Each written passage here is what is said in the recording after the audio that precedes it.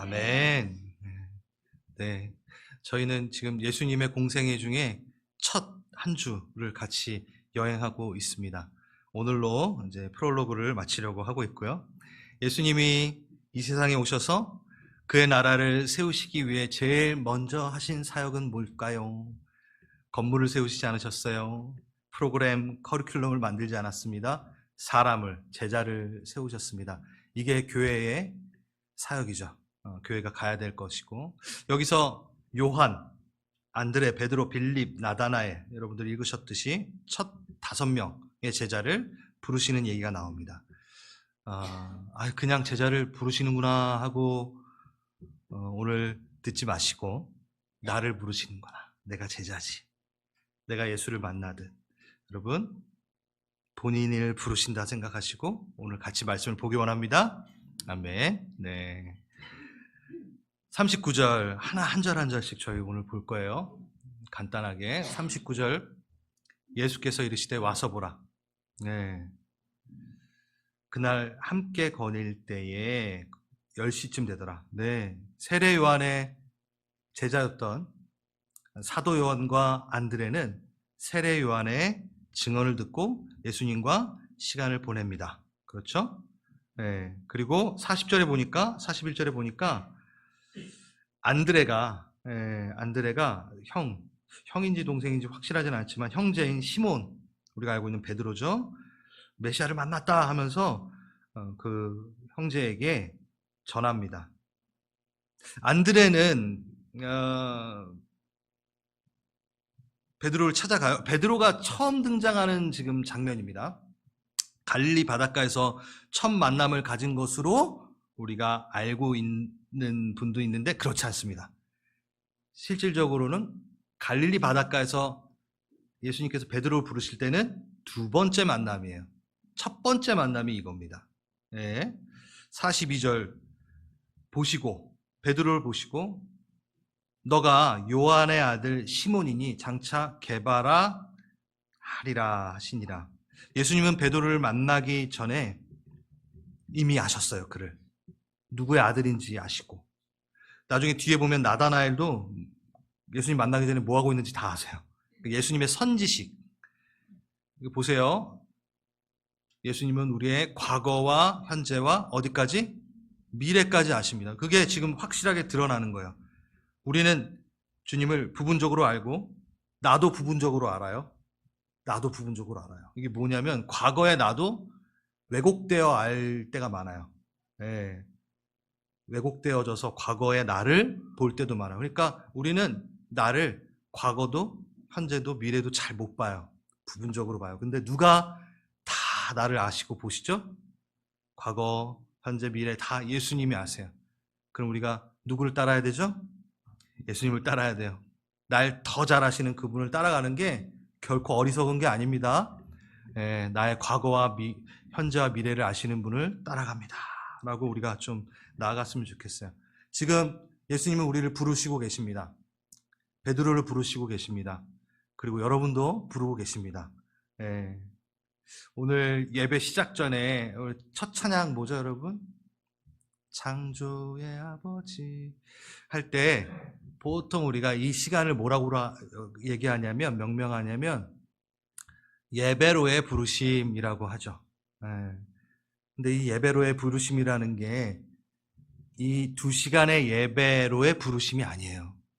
보통 그렇게 생각하시는 분들이 있는데, 자, 우리 예배 드립시다 하면서 첫 찬양 부를 때 예배로의 부르심 나오십시오라고 할 때 이 2시간짜리 예배를 위해 지금 초청합니다라는 게 아니라, 이 주일이 우리의 일주일의 시작이잖아요. 그렇죠?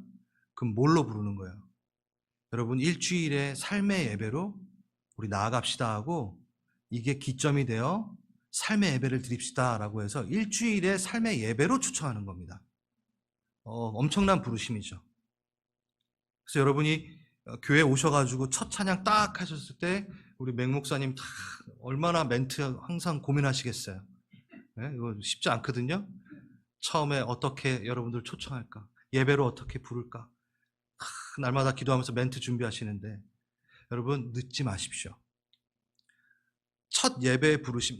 내가 일주일을 마무리하는 게 아니에요. 주일 내가 온전히 내가 한 주를 또 드리리라 하면서 다시 정리하고, 주님 나를 부르셔서 감사합니다.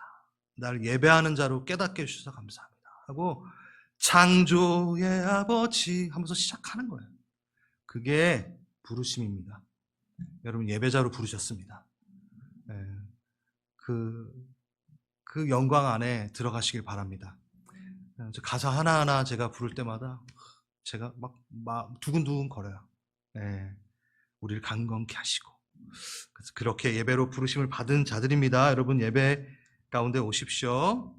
그리고 다른 복음서에서 보면은 베드로는 예수님을 보자마자 즉각 그물을 버리고 따르는 모습으로 그려져 있습니다. 그런데 여기서 보니까 바로 따르지 않네요. 이것은 꼭 요한이 우리에게 주님은 즉시 대답을 막 강요하시는 분이 아니라 우리에게 호흡을 한번 가다듬을 수 있는 시간을 주시는 분이구나라는 것을 또 보여주는 것 같아요. 그리고 무엇보다 이게 뭐냐면 한 사람 한 사람을 동일한 무게로, 동일한 사랑으로 부르시지만 다 아시는 거예요. 친히 사람 속을 다 아시느니요, 그 말처럼 각자의 성향에 따라 독특한 방식으로 부르심의 적용을 달리 하십니다. 한번 보십시오. 요한과 베드로는 세례 요한의 증언, 설교자의 메시지를 듣고 따라간 자입니다. 그리고 베드로는 지금 누구에게 의해서?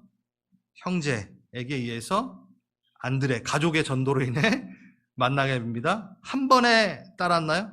아니요. 시간이 걸렸습니다. 근데 빌립은 한번 보세요. 빌립은 예수님이 직접 오셔가지고 따르라 하니까 바로 한 번에, 한 절 만에 쑥 따르고, 또 빌립의 친구 나다나엘은 어떠나요? 몇 개의 절을 써가면서 이야기를 합니다. 꽤 긴 분량을 다루면서 설득의 과정을 거쳐가며 또 따르게 됩니다. 이게 뭐냐면 부르시는 모습, 상황, 기간 다 사람마다 다르다라는 거예요. 왜? 우리를 너무 잘 아시니까. 우리의 과거, 현재, 미래를 다 잘 아시니까. 개인의 특성, 환경, 배경에 맞춰서 우리를 부르십니다. 여러분 어떻게 불림 받았나요? 상황에. 태어나 보니까 믿음의 가정에서, 그래서 바로 그냥 주님을 알게 되는 분도 있고, 아니면 오히려 가정의 깨짐을 통하여 오히려 주님을 만나게 되는 분, 아내 따라와서 만나는 분, 막판까지 안 믿으려고 막 하시다가 주님께서 막 몰리게 하셔가지고 믿으시고, 아니면 엄청난 굴곡 가운데 막 떨어졌다가 일어났다가 막 그러다가 또 계속해서 주님을 막 놓쳤다가 막 그렇게 만나시는 분, 그렇죠? 또 방식은 뭐가 있나요? 꿈과 환상으로 만나시는 분들도 있어요, 그렇죠? 선교지에는 그런 분들이 많습니다. 지속적인 친구의 전도와 기도를 통해서 만나는 분도 있고, 질병 가운데 있다가 만나게 되는, 상황이 다 다르다는 거예요. 이것을 인정한다고 보면, 이것을 우리가 기억한다고 보면, 누군가를 바라볼 때 다 내 방법처럼 부르시지 않는구나, 다양한 모습으로 부르시는가를 인정하게 된다는 거예요. 편견이 없어져요. 그리고 인내로 기다리고 또 포기도 안 해요. 나는 바로 했지만 저 사람은 시간이 좀 걸리지?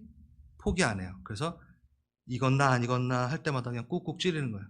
고구마 전도법 그거 옛날에 모르잖아요. 이게 익었는지 안 익었는지. 그러니까 시간 날 때마다 찔러 보는 거예요. 그럼 익으면 됐네? 이렇게 되는 거죠. 그러니까 포기하지 않는 거죠. 이것을 안다면 우리가 부담 갖지 말고 언제든지 주저없이 가서 누구에게 와서 보라 이 얘기를 하시면 돼요. 여기 다 와서 보라로 다 와요. 뭐 말 안 해요. 그냥 못 말하겠으니까 와서 봐. 이게 한 거예요. 여러분 와서 봐. 그러면 돼요. 예수님을 보이시면 됩니다. 그래요. 43절. 빌립을 만나셔서 나를 따르라. 그리고 보십시오. 한 번에 그냥, 빌립도 예수님께 발견이 됩니다. 그냥 따르시면 됩니다. 빌립처럼. 저번 주에 여러분 그랬잖아요. 예수님께서 막 이렇게 졸래졸래 따라 옆으로 지나가니까 탁 돌아보시더니 뭐라 그랬죠? 무엇을 원하냐? 그때 주님은 어디 계십니까? 기억나시죠? 저번 주에 했는데 처음 들은 것처럼 하시면 안 돼요. 주님이 어디 계십니까? 그렇게 우리 따르면 됩니다. 이미 발견됐기 때문에 여러분 뭐라고요? 루비콘 강을 건넜습니다. 네, 루비콘 강이 이걸 또 설명하려면 너무 기니까 요단강을 건넌 거예요. 네, 그냥 여러분은 이제 홍해를 건넌 거예요. 이게 낫겠군요. 홍해를 건넌 거예요. 주님께 발견됐으니까 더 이상 어디 도망 못 갑니다. 그러니까 따라가십시오. 잘 따라가십시오. 그래야지 2장의 가나 혼인잔치에 갑니다. 가서 맛있는 거 먹어야죠. 네. 네. 여러분, 그런 것 같아요. 물론 따르면 어려움이 있어요. 근데 안 따라가면 더 어렵습니다. 예수님과 한 배를 타도 풍랑이 와요. 안 타도 풍랑이 와요. 근데 예수님이랑 같이 타면 무슨 일이 있죠? 풍랑이 잠잠게 되는 일을 겪어요. 근데 예수님 안 따라가서 혼자 배 타고 다니면 팍팍 뒤집혀져요. 그러니까 따라가세요. 그게 훨씬 좋습니다. 상실이 있고 외롭고 고로하니까 더 따라가야죠. 네. 무엇을 원하느냐? 주님은 어디 계십니까? 여러분 잘 따라가고 계시니까. 네. 44절. 빌립은 안드레와 베드로와 한 동네 벳세다 사람이라. 뭐 그냥 쑥 넘어갈 수도 있겠지만 좀 봤으면 좋겠어요. 베드로까지 같은 동네 사람이에요. 이 네 명이. 벳세다라는 동네네요. 벳세이다. 벳은 집이라는 뜻이고 세이다는 낚다, 잡다. 뭐가 연결이 되지 않아요? 그물의 집. 베드로, 요한, 안드레, 빌립. 이들을 어떻게 부르시죠? 사람 낚는 어부로 부르십니다. 너무 재밌죠? 그 동네예요. 근데 그 동네가 어떤 동네냐면 마태복음 11장 21절에 보면 보십시오. 화 있을진저. 고라시나 화 있을진저. 벳세다야 너희에게 행한 모든 권능을 두로와 시돈에서 행하였다면 그들이 벌써 회개하고 앉아. 이게 무슨 얘기냐? 여러분 두로와 시돈은요 성경에서 하나님을 대적하는 사단의 세력을 나타내는 상징적인 도시예요. 그러니까 아주 악한 도시를 얘기할 때. 근데 지금 그들도 내가 너희만큼 벳세다 사람아 내가 너희에게 보인 기적을 그들에게 보였다면 그들이 벌써 회개했겠다. 이게 무슨 얘기죠? 두로와 시돈보다 더 악한 벳세다야. 지금 얘기한 거예요. 이게 놓치기 쉬운데 진짜 이게 큰 메시지입니다. 어디서? 벳세다. 두로와 시돈보다 더 악한 그곳에서 누구를 건져내? 제자들을 택하세요. 잘난 제자들을 택하신 게 아니에요. 가장 악한, 가장 낮은 그곳에서 그들을 건져냅니다. 낚아냅니다. 그리고 그들을 어떻게? 사람 낚는 자로 키워내십니다. 너무 멋있죠? 이게 하나님의 방법이에요. 기막힌 하나님의 방법. 자신을 따르고 전하게 될 제자들을 좀 괜찮은 데서 부르시지 않고 흑암에서 부르십니다. 우리입니다. 우리입니다. 그래서 우리는 어느 곳에 있든 건짐을 받는 거죠. 그리고 어느 누구도 다 제자가 될 수 있다라는 겁니다. 여러분은 제자입니다. 흑암에서 건져진 제자입니다. 우리는 복음이 닿아야 되는 이들을 찾아내야 됩니다. 예수님처럼.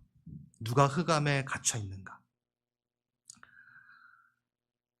그래서 우린 기도해야 돼요. 누군가를 볼 때 그 영혼이 흑암에 갇혀 있는지 안 갇혀 있는지를 영적 감각을 주십시오. 주님, 영적인 눈을 주십시오.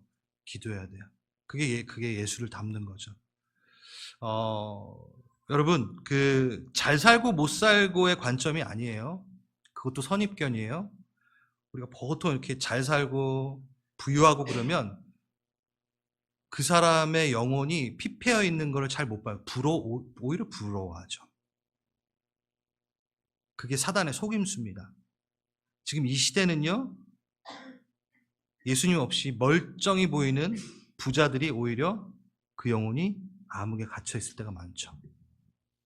그러니까 겉모습을 보고, 그리고 그거예요. 우리가 선교를 간다라는 것도 제3국에 잘 못 사는 사람 도와주러 가요. 이거 진짜 옛날 방식. 성공하지 못했던 웨스턴 방식의 선교. 한국의 선교가 왜 잘 됐냐면 스스로 일어날 수 있도록 이거 얘기하면 너무 길어지는데 다음에 하겠습니다. 그러니까 우리가 누구를 보던 그 영혼이 흑암에 묶여 있는지에 대한 부분을 영적 감각을 깨워야 된다는 얘기예요. 그러니까 겉모습을 보고 저 사람 잘 사니까 전도 안 해도 되겠네. 저기 부자니까 전도할 필요 없겠네. 이거 진짜 위험한 생각이라는 거야. 맞아요. 네, 신천지들은 누구만 전도하게 해요? 헌금 잘 낼 것 같은 사람들만 전도하잖아. 그 영혼이 피폐를 했던 말든 상관없이. 근데 우리는 영혼이 피폐한 자를 찾는 눈을 주십시오. 그의 복음을 내가 닫게 하게 해주십시오. 우리가 그렇게 나아갔으면 좋겠어요. 베세다 지역은 또 유명한 장면이 또 있어요. 이것도 너무 재밌는데 요한복음 6장에 가보면 베세다의 그 들녘이 어딘 줄 아세요? 오병이어 사건이 있는 곳이 베세다입니다. 네, 그러니까 뭐예요? 예수님께서 그 오병이어 그 역사가 있는 베세다의 그 언덕에서 누구에게 물어보는지 알아요? 빌립에게 물어봐요. 야, 지금 여기 5,000명 가량 되는데 이거 먹이려면 어떻게 해야 되냐? 이거를 예수님이 누구에게? 빌립에게 물어봐요. 자기 동네. 네? 그 작은 동네에 옆집 사람이 숟가락 몇 개 있는지 알고 다 그럴 거 아니에요. 한 150명에서 200명밖에 안 됐대요. 베세다가. 사람들이. 네? 그러니까 너무 재밌죠. 그건 나중에 할게요. 아무튼 빌립이 친구인 이제 나다나엘을 바로 찾아갑니다. 45절에서 46절입니다. 나다나엘을 찾아 이르되 모세가 율법에 기록하였고 여러 선지자가 기록한 이인 메시아를 만났다라고 얘기하면서 요셉의 아들 나사렛 예수가 메시아라라고 얘기하면서 46절에 나다나엘이 그 얘기를 듣고 우리 이 부분은 유명하죠. 그렇죠? 우리 잘 알죠. 나사렛에서 무슨 선한 것이 날 수 있겠어? 라고 말하니까 빌립이 와서 보라 하고 이게 나온 거예요. 나다나엘, 여러분 예수님이 칭찬하시면서 부른 유일한 제자예요.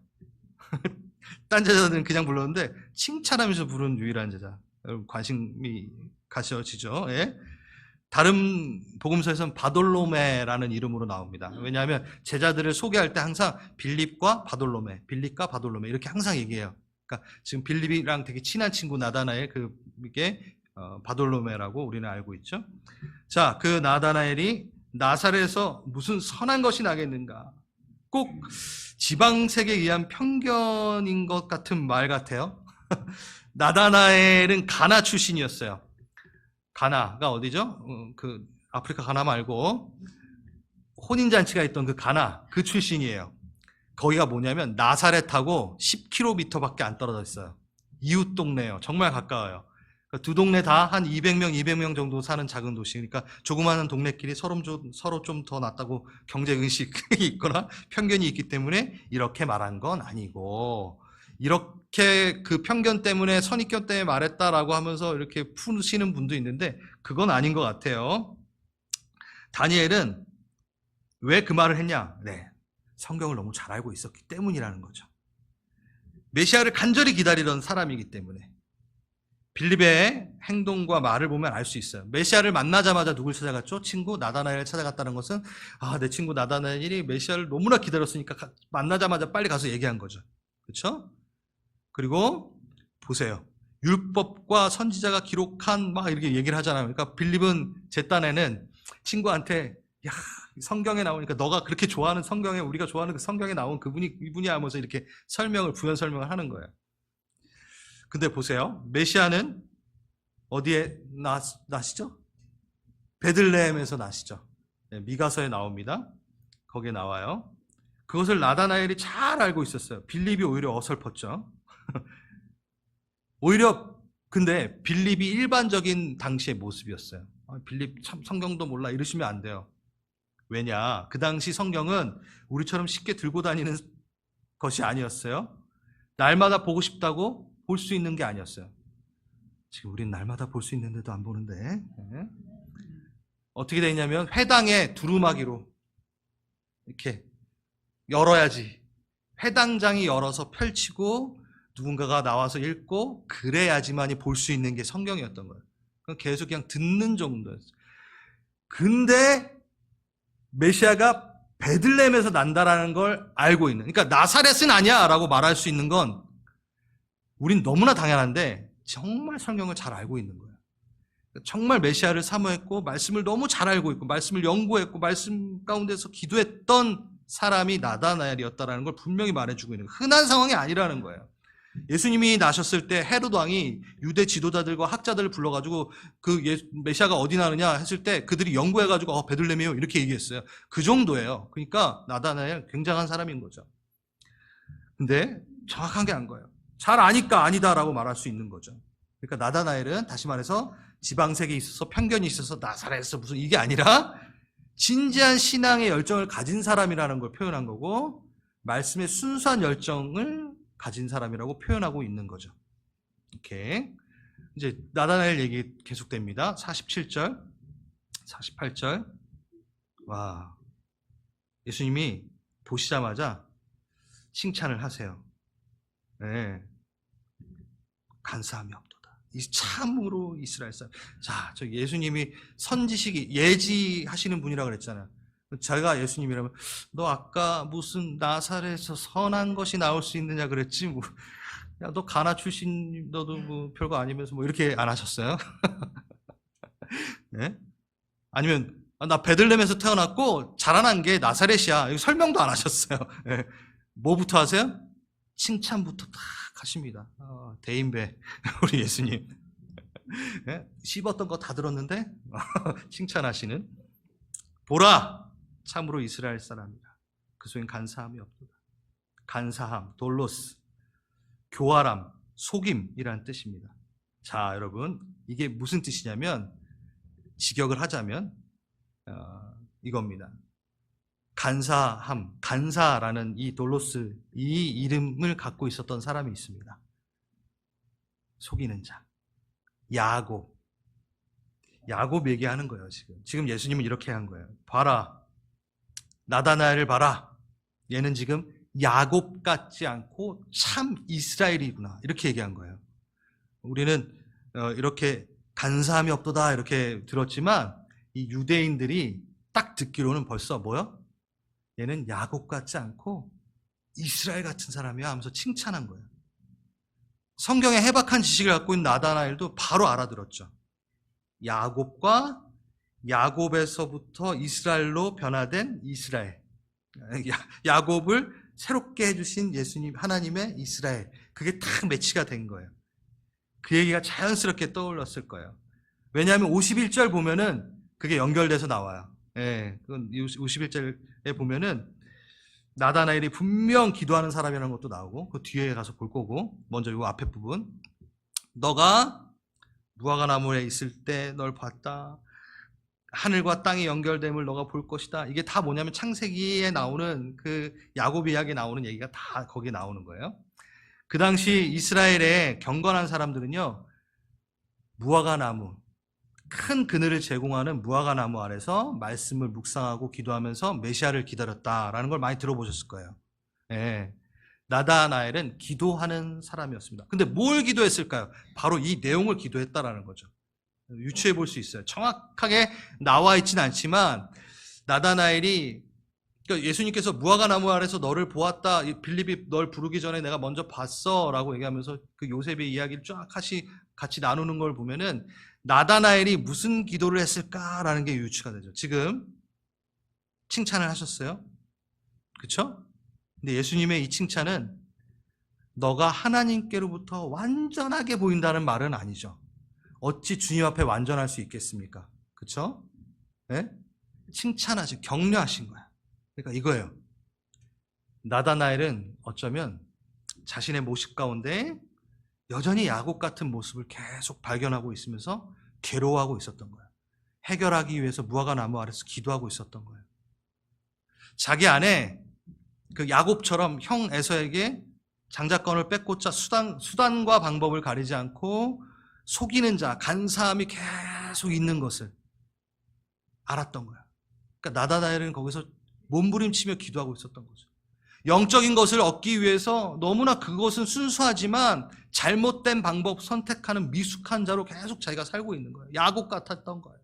주님, 내가 야곱 같습니다. 저를 어떻게 해결해 주십시오. 그럴 때 예수님이 이스라엘 같은 자다라고 격려하시고 위로하시는 거죠. 저는 기도할 때 보면 알아요. 누구를 위해서 막 기도하면 제 눈에는 전혀 아닌데 주님께서 막 사랑하는 자라, 나의 기쁨이 있고 나를 예배하는 자라 막 그 주님이 막 그걸 얘기하시면 주님이 보시는 눈은 다르시구나. 이걸 느껴요. 이건 비슷할 거예요. 그건 거예요. 하나님의 말씀에 비쳤을 때 내 자신이 간사하고 미숙함이 있어서 아파서 몸부림치며 기도하는 그것, 나다나엘의 기도였던 거죠. 야곱을 벗고 이스라엘로 성장하고 싶은 그 진지한 절절한 기도, 그 귀한 모습 때문에, 그 진실한 모습 때문에 예수님은 너무 예뻐서 아니야, 넌 야곱이 아니야, 넌 이스라엘이야, 넌 이스라엘과 같아 라고 응답하시고 격려하고 칭찬하셨던 거죠. 아니면 친구의 와보라 이 한마디에 주저없이 따라가는 나다나엘의 모습에는 그걸 유추해 볼 수 있는데 내면에 깊은 갈증과 목마름이 있었다는 것을 엿볼 수 있죠. 메시아가 왔다 그러면 그래? 이게 아니라 한달음에 달려가잖아요. 자신의 힘으로 돌파할 수 없는 현실의 고통에 대해 기도하고 있었을 것이고, 우리처럼 앞으로 뭘 해 나가야 되지? 비전에 대한 고민으로 기도했을 수도 있고, 현실 앞에 펼쳐진 부조리와 공격에 지쳐서, 직장에서 지쳐서 허우적대면서 기도하고 있어요. 나다나엘이었을 수도 있어요. 어쩌면 직장을 잃어서 고민하면서 기도하고 있는 나다나엘이었을 수도 있어요. 아니면 가족을 위해서 기도하고 있고, 질병을 위해서 기도할 수도 있고, 아무튼 남몰래 혼자 조용히 그 무화과 나무 아래서 기도하고 있었던 게 나다나엘입니다. 그 내용을 우리는 유치하지만 기도하는 자였다는 건 확실한 거죠. 그런 자를 특별히 보시고 너를 보았다 하십니다. 기도하는 자를 보시고. 우리가 그 무화과 나무 아래 앉아 있을 때 어느 때보다도 주님이 날 눈여겨보신다는 걸 지금 이 본문을 통해 기억해야 돼요. 진지하게 몸부림치며 기도하고 계신가요? 아니면 그냥 푸념하고 계신가요? 여러분, 주님께 발견되십시오. 발견되십시오. 그냥 넋두리하고 넘어져 있지 마시고 발견되시길 바랍니다. 저는 좀 더 묵상을 해보게 됐어요. 간사함이라고 할 때 여기서 그 반대말이 순수함이더라고요. 한글말로는 간사함, 순수함. 여러분, 기도할 때 순수함이 사라지죠. 기도 안 할 때. 죄송합니다. 기도가 사라질 때,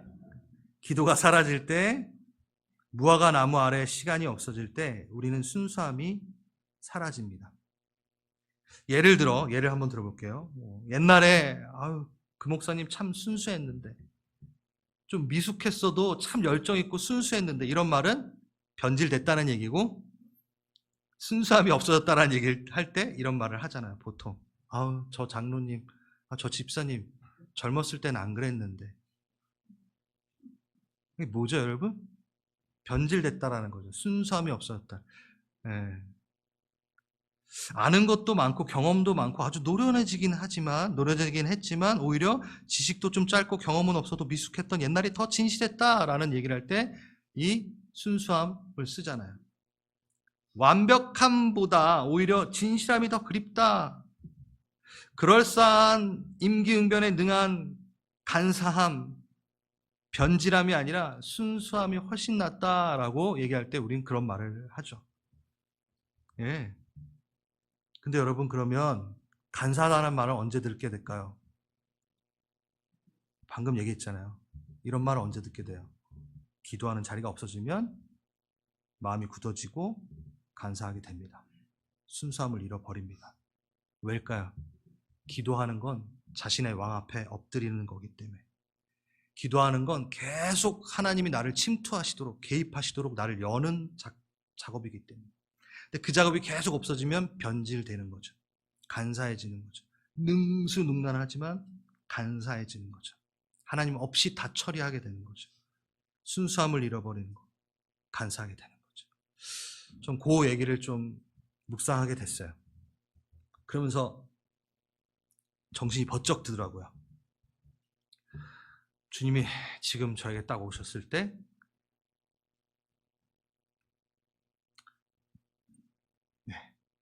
참 이스라엘이라 간사 없는 승호다. 솔직히 겁나요. 왜 나이가 들수록 더 간사해지는 것 같아요. 순수함을 잃어버리는 것 같아요. 여러분 어떠세요?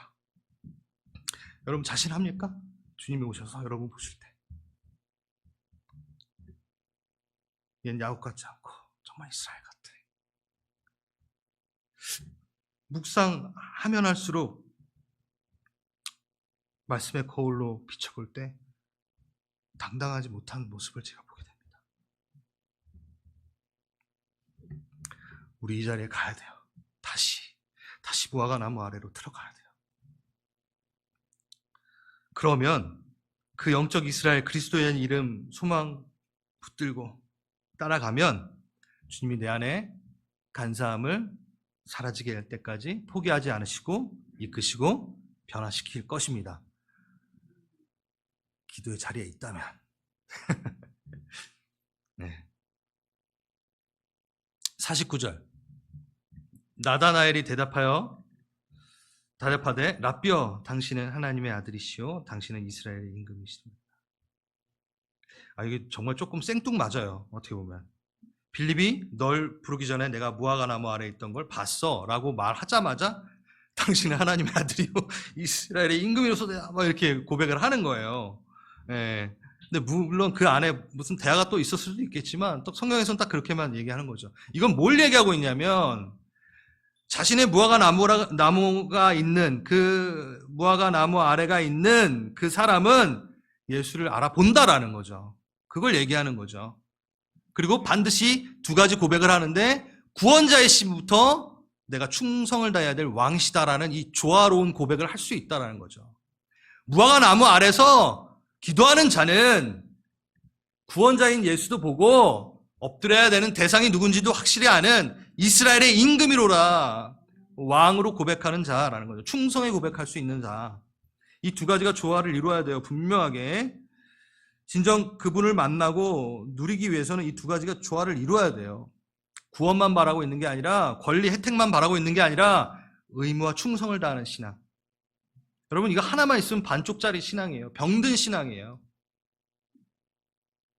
그 신앙 안엔 변화도 없고 기쁨도 없습니다. 이 두 가지를 다 취하시기 바랍니다. 예, 무화과 나무 아래 있으면 이 고백할 수 있다라는 겁니다. 이 고백에 얼마나 주님이 기뻐하셨는지 마지막 이제 50절, 51절입니다. 이렇게 말씀하십니다. 야, 너가 무화과 나무 아래 있다고 아래 있던 것을 내가 봤다고 나 믿었냐? 더 큰 일을 보게 될 거야. 진실로 너에게 이르노니 아멘 아멘 레고 히민. 이게 진짜 예수님이 그 정직하신 분이 내가 정말로 내가 이거 말하면 하늘이 두 쪽 나도 이루어지는 거야 하고 말하시는 거예요. 너가 하늘이 열리고 하나님의 사자들이 인자 위에서 오르락내리락 하는 걸 보게 될 거야 말씀하십니다. 이 내용이 바로 창세기 28장 야곱의 이야기랍니다.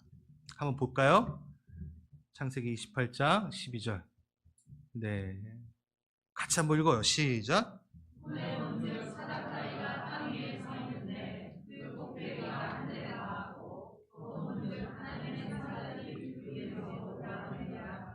네, 지금 여기서 뭐만 딱 바뀌었는지 아세요? 야곱이 이제 하나님 처음 만나는 장면인데 51절하고 사다리하고 인자만 바뀌었어요. 그러니까 사다리를 지금 예수님이 인자 위에서라고 말했어요. 딱 그거만. 그러니까 그 사다리가 누구다? 예수 그리스도다 라는 걸 본인이 직접 얘기하는 거예요. 야곱이 그때 돌베개 잠 자다가 애서 피해서 도망가다가 돌베개로 베고 잠을 잤는데 그때 꿈에 봤는데 하늘이 확 열리고 사닥다리가 딱 땅과 연결됐는데 거기에 천사들이 왔다 갔다 하는 것을 봤어. 그 얘기를 하면서 그 사다리가 누구다? 나다! 라고 하는 거예요. 그걸 너가 보게 될 거야! 라고 얘기하는 거예요. 십자가의 그 영광을 너도 보게 될 거야. 네. 유일하게 하늘과 땅을 연결하는 매개체 사닥다리 아니 예수 이렇게 얘기하는 거죠. 하나님께로 가는 유일한 루트 십자가를 예표하는 말입니다. 하늘과 연결된 유일한 공간, 하나님의 음성을 들 수 있는 자리. 요셉은 이곳을 하나님의 집, 하나님의 문이라고 칭하죠. 거기가 바로 베델, 벳엘, 하나님의 집, 벳세다, 집. 네, 그 얘기한 거예요. 그런데 이게 더 중요해요. 나다나엘에게만 이것을 보게 할 거다라고 얘기하지 않은 거예요. 아멘, 아멘, 레고 휘민. 너희에게 이르노니. 나다나엘에게 이르노니가 아니라 너희에게 이르노니. 거기에 있는 제자들, 같이 있었던 제자들 만일까요? 아니에요. 세례요한이 보라, 세상지를 지고 가는 하나님의 어린 양이로다. 다 못 알아들어도 미래적으로 선포했다고 말씀을 드렸죠. 그렇죠? 이거 똑같습니다. 미래적으로 선포하는 거예요. 지금 너희들에게 이르노니. 우리에게 말한 거죠. 우리는 무화과 나무 아래 있을 때 예수 그리스도의 영광, 십자가가 더 가까워질 수 있다는 겁니다. 예수의 사역을, 예수의 일을 볼 수 있다는 거예요. 와, 여러분, 이게 어쩔 수 없어요. 일주일 동안 묵상한 사람과 지금 처음 들으시는 분과 좀, 이게 제가 여러분들 무시하는 게 아니에요. 여러분이 이걸 일주일 동안 묵상을 해보세요. 너무 사모하게 됩니다. 어쩔 수 없습니다. 제가 이거를 말씀을 여러분들에게 전하려고 또 읽고 또 계속 묵상하고 또 계속 묵상하고 할수록 왜 자꾸 계속 이게 너무 소망되는지, 더 간절해지는지. 여러분, 하늘이 열리고 천사가 왔다 갔다 하는 거예요. 예수님을 통해서. 그러니까 하나님의 일이, 사역이 막 어떻게 진행되고 어떻게 우리 기도가 올라가서 어떻게 적용이 되고 막 그걸 보는 거예요. 아, 신나. 진짜 재밌는 거죠. 아, 진짜 그게 신앙생활이죠. 그거 해야죠, 우리가 그리스도인으로서. 네. 내 통장에 얼마가 찍히나 이걸 계속 뭐 이런 게 아니라 하늘이 열리고 하나님의 일들이 막 진행되고 또 우리가 막 기도해서 하나님께 올렸더니 그거를 결제하시고 그거를 실행케 하시고 막 그런 일들. 그 한 영혼을 보는데 저 영혼에게 이루어지는 영적인 사건들, 그 기도하면 보인다니까요. 저 분이 변화되는 게 보이고 저 분이 아파하는 게 뭔지 보이고 그냥 뭐 육체적인 거 말고 그게 보이잖아요.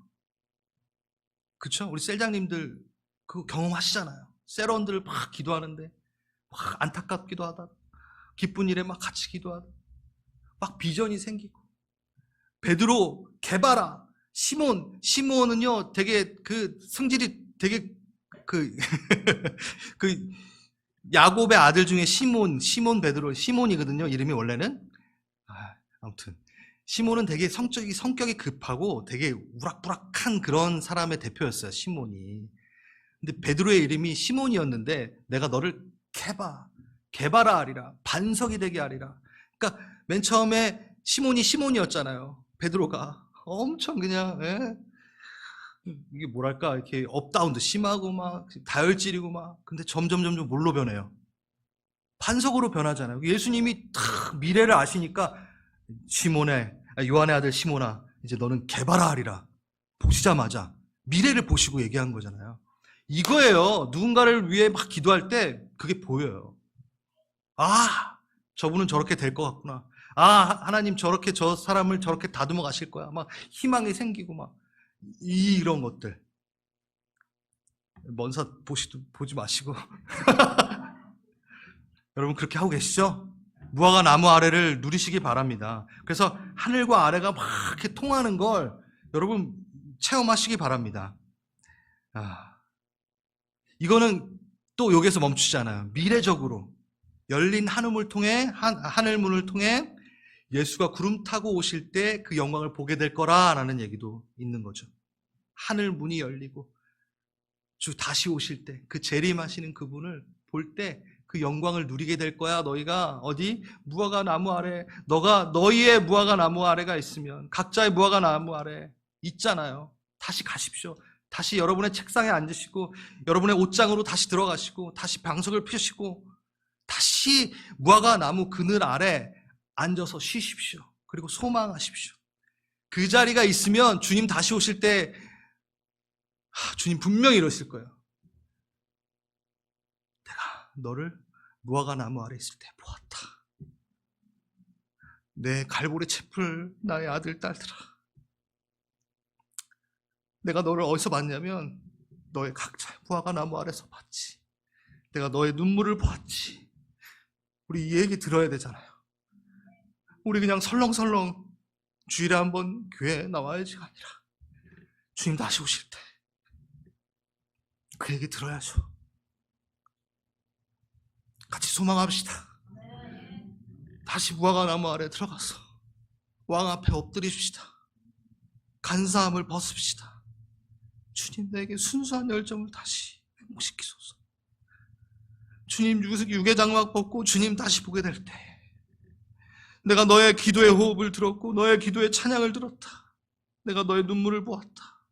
내가 너의 무화과 나무 아래서 너를 만났었지.